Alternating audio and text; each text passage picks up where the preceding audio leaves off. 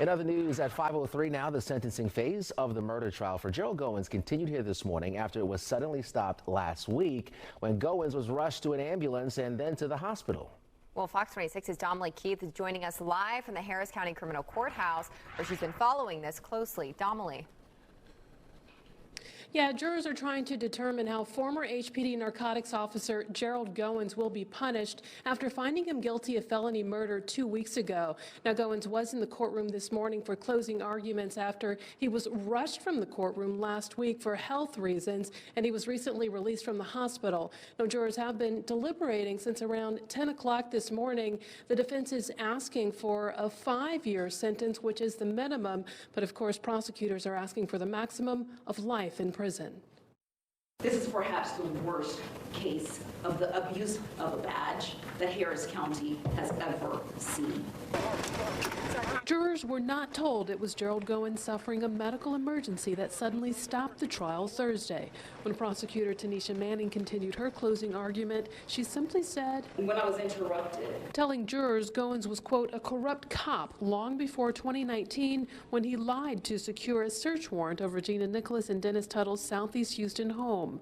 The Harding Street raid ended with 4 officers shot and the couple killed. Lawlessness in the guise of justice is the lowest form of hypocrisy.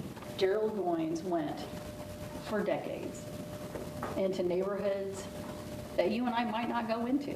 But in April of 2008, Gerald Goines planted drugs on Otis Mallet. All Gerald Goines knew is he planted enough drugs on him that the potential sentence was a life sentence. For 34 years, that big gentle man received outstanding evaluation after outstanding evaluation after outstanding evaluation for the work that he was doing to try to take drugs off of our street. He's taken freedoms. He's ended careers.